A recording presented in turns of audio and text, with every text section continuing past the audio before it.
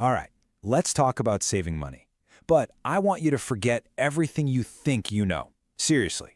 We're not going to talk about willpower or cutting coupons or any of that. Today, we're diving into a systematic, almost scientific way to build wealth. One that actually works with your brain, not against it.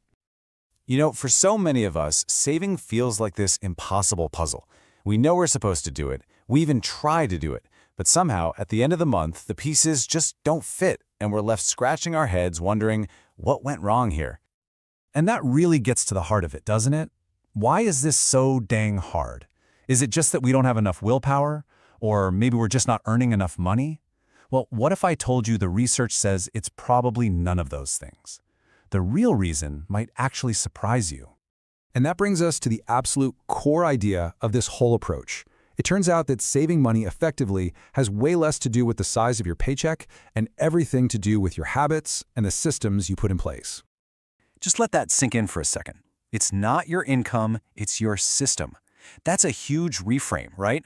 It means saving isn't a willpower problem or an earnings problem, it's a design problem. And the best part?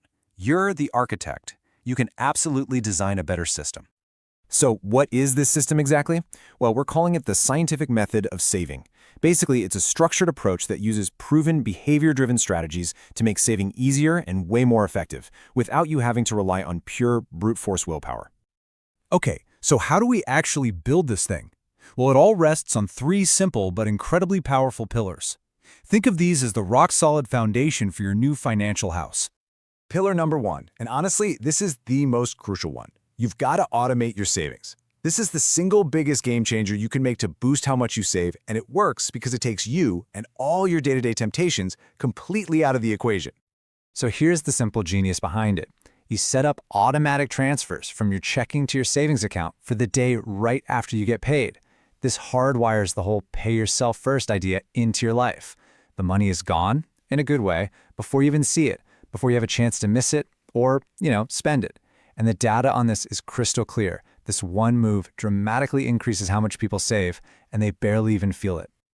All right, let's get to our second pillar. This is where we give you permission to stop sweating the small stuff. Seriously. Instead of agonizing over every $5 coffee, this method says focus your energy where you'll get the biggest bang for your buck. We're talking about the big three.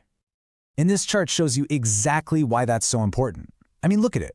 For most of us, the vast majority of our money goes to just three things: housing, transportation, and food. These are the giant levers. If you can move these even a little bit, it makes a massive difference. Let's make this super clear. Sure, cutting out a daily latte saves you some money. It adds up. But finding a way to lower your rent or your car payment by just 15%, we're talking about thousands more in savings every single year. The takeaway is simple. Hunt for the big wins. Don't just focus on the small, painful sacrifices.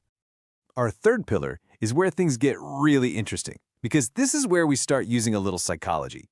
It's all about using simple mental tricks and techniques to turn saving from this awful chore into something that feels rewarding, maybe even fun.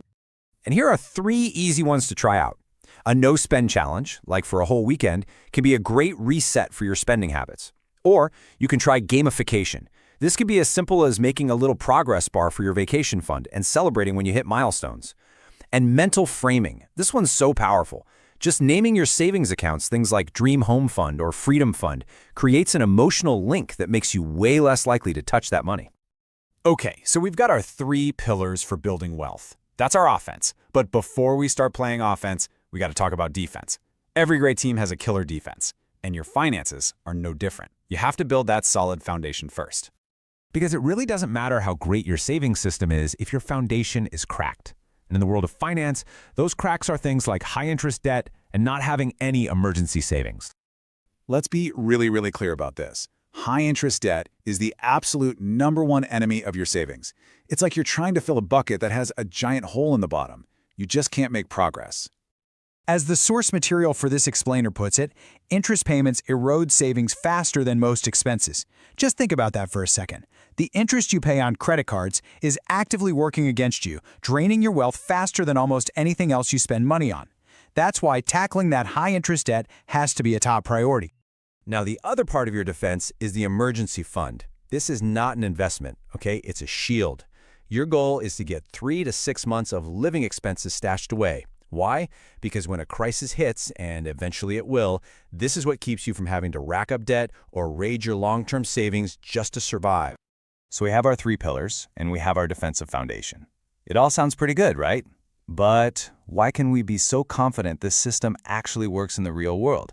Well, lucky for us, the proof is in the data. Yeah, this isn't just a collection of nice ideas or some feel-good advice. This method is grounded in behavioral psychology and backed up by actual scientific studies on what really drives people's financial habits. And check this out. Research shows that households that consciously manage those big 3 expenses we talked about, housing, transportation, and food, can save up to 20% more of their income. Just stop and think about that. For most people, that is a truly life-changing amount of money, all from just focusing on the big stuff. So, to wrap it all up, this whole method works for 3 really simple reasons. 1, it taps into psychology, making saving automatic and rewarding. 2, it's proven by real-world data and studies. And 3, it's universal. Because it targets human behavior, these principles work for pretty much everyone, no matter what you do or how much you make. Look, at the end of the day, this is more than just a new way to save money. It's a blueprint for taking back control of your financial life. The method is here, we know it works, and it's pretty straightforward. So really the only question left is, what are you going to build with it?